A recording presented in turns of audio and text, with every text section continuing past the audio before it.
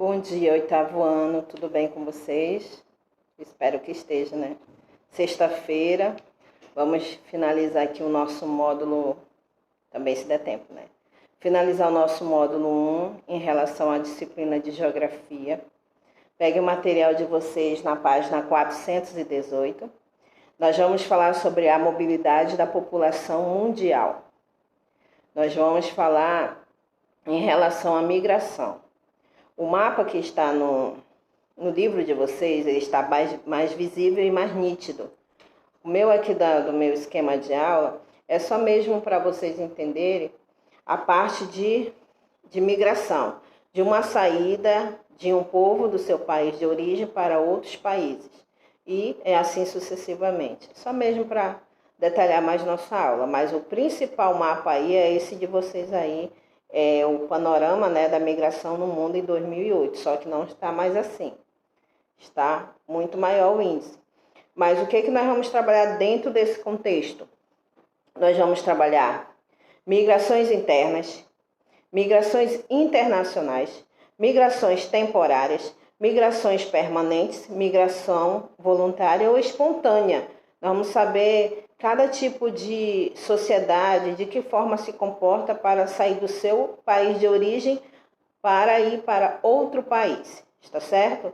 Isso se chama migração, uma saída de um determinado local para outro local, sim? Vamos dar início à nossa aula. Página 418, pegue o material de geografia e vamos a mais uma aula, beleza? Vamos lá.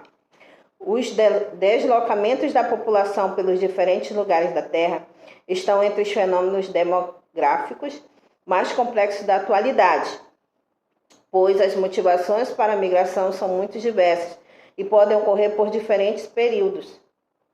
Quando os deslocamentos ocorrem no interior do território de um país, são denominados migrações internas, ou seja, sai de um município pequeno para ir para um outro local, ou seja, quando o deslocamento ocorre do interior do território de um país, são denominadas migrações internas, ou seja, de um determinado território de dentro do teu país, por exemplo, do Brasil.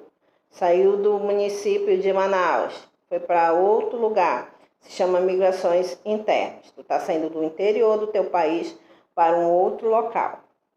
Já os deslocamentos em que as pessoas ultrapassam as fronteiras políticas de seu país de origem são denominadas migrações internacionais, ou seja, não está mais no seu controle no seu país, já está praticamente em outro país, ou seja, se chama migrações internacionais. Você está saindo do seu país de origem nacional e está indo para outros países, ou seja, uma migração internacional. Em relação ao tempo da migração, denominamos migrações temporárias. É o tempo que você passa em que o indivíduo reside durante alguns dias, semanas, meses ou até alguns anos no lugar para o qual se deslocou, retornando ao seu local de origem.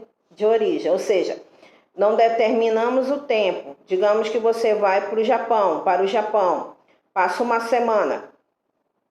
Então se chama migrações temporárias, passa um ano, passa um tempo. Agora, se você fica definitivamente, já não é temporário. Você já ficou sendo parte daquela sociedade japonesa, ou seja, você faz parte daquele país, está certo? As migrações permanentes, que é esse caso que eu acabei de falar sobre o Japão, ocorre quando o indivíduo se estabelece definitivamente no lugar para o qual se deslocou, sem previsão de retorno para o seu local de origem, ou seja, ficou, não tem, como se diz, não pretende voltar tão cedo, por enquanto vai ficar ali. Então se chama o que? Migrações permanentes. Você estava aqui no Brasil, resolveu passar uma semana no Japão. Não passou uma semana no Japão, vou passar um ano, resolveu ficar, então se chama migrações permanentes. Quando eu faço só uma semana, 2 semanas, 1 ano, 2 anos, migrações temporárias. Quando eu saio do meu município, do meu país, vou para o outro local de dentro do país, se chama o quê? Migrações internas. Quando eu saio do meu país, já entrando em outro país, se chama migrações internacionais, tá? Atualmente, os fluxos populacionais mais expressivos são os de trabalhadores que migram temporariamente para outros países. Nesse caso, denominamos migração voluntária ou espontânea, ou seja, ele não vai à força, ele vai porque tem que fazer um trabalho.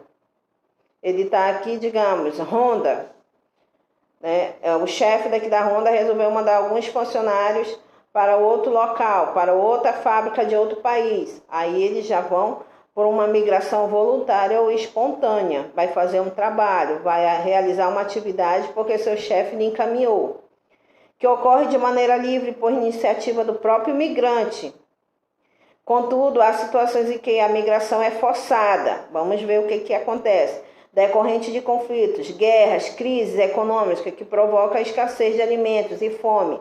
Lembra lá dos venezuelanos que aconteceu aquela crise no seu país, eles vieram diretamente para cá? Lembra dos haitianos que também passaram por situações de guerra, terremotos e também tiveram que vir para cá? Então, há migrações desse tipo, está certo? Voluntária ou espontânea ou até mesmo forçada. Forçada porque não teve como ficar. Tinha que vir, tinha que escapar do que estava ocorrendo no seu determinado país. Em 2017, de acordo com a ONU, cerca de 258 milhões de pessoas em todo o mundo viviam fora do país em que nasceram, seu país de origem. Desde 106 milhões tinham como origem o continente asiático. No mapa de vocês, temos representação de 3 cores: o verde, o rosa e o amarelo. Então, cada um está falando da parte de migração.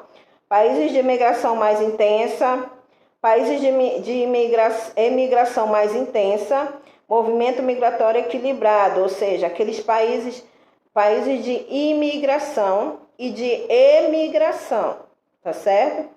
Então, em geral, os fluxos migratórios são determinados por fatores econômicos.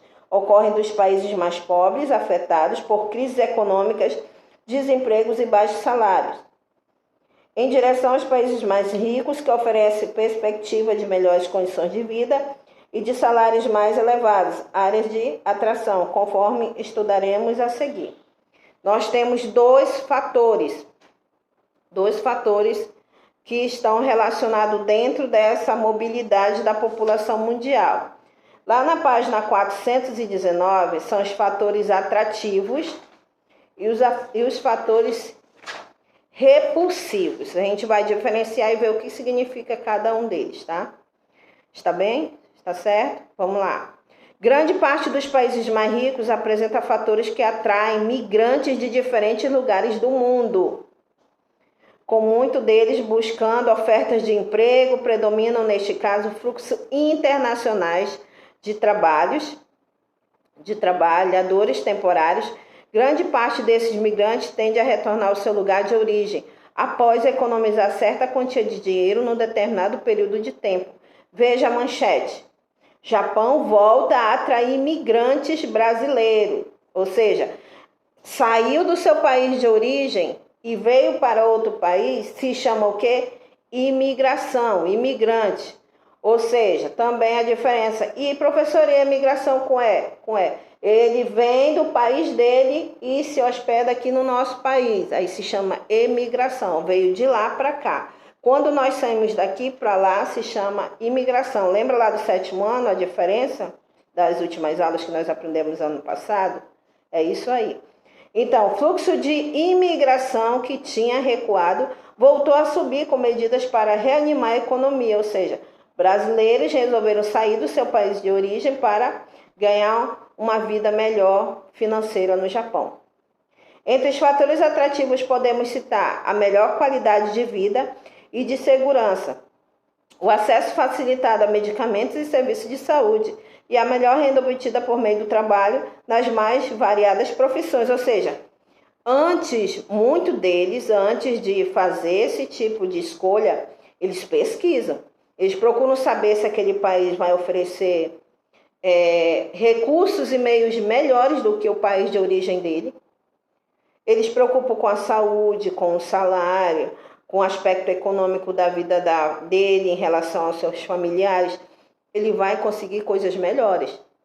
Se aquele país Se aquele mercado de trabalho de dentro daquele país oferecer muito melhor onde ele está, com certeza ele vai para lá, ganhar a vida muito melhor para poder ajudar os seus familiares e até ele mesmo, né? Beneficiar ele mesmo. Assim, muitos desses trabalhadores imigrantes acabam empregados em atividades de mais baixa remuneração, que exigem pouca qualificação para os padrões econômicos daqueles países, como no setor de comércios e serviços, na confecção de montagem de peças e componentes eletrônicos nas indústrias. Com isso, houve um aumento significativo de imigrantes no total da população e na PEA de vários países desenvolvidos, resultado de fluxo desses trabalhadores, ou seja, muitos mesmo com a escolaridade nível até menos, o nível, digamos, o nível fundamental 2, o nível médio, resolvem ir morar para lá, de repente arranjam um tipo de serviço desse. Se ele vê que vai beneficiar melhor ele lá do que aqui, ele prefere ir para lá. E muitos deles se atraem em benefícios que tragam melhoria para eles. Que é fatores repulsivos. Então, os fatores atrativos são algo que mexeu, né, que lhe chamou a atenção. Eu vou morar lá. Lá eu vou trazer um benefício de vida melhor para os meus familiares, para a minha própria vida, para a minha família. E assim, foi algo atrativo, algo que chama a atenção. Vamos ver os fatores repulsivos. Ao contrário dos atrativos, os fatores repulsivos são aqueles que motivam a imigração de pessoas de um determinado lugar.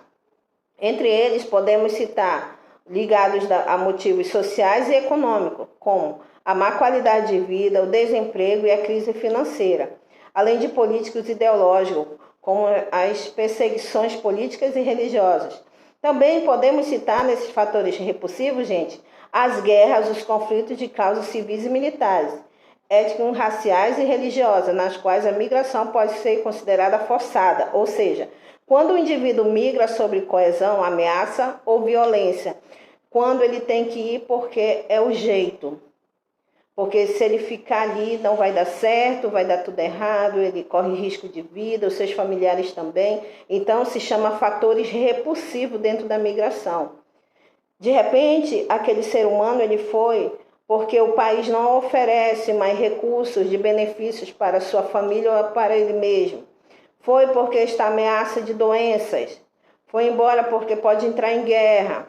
Está colapso de desemprego. Então, são esses detalhes que fazem os fatores repulsivos, essas migrações repulsivas, tomarem essa atitude.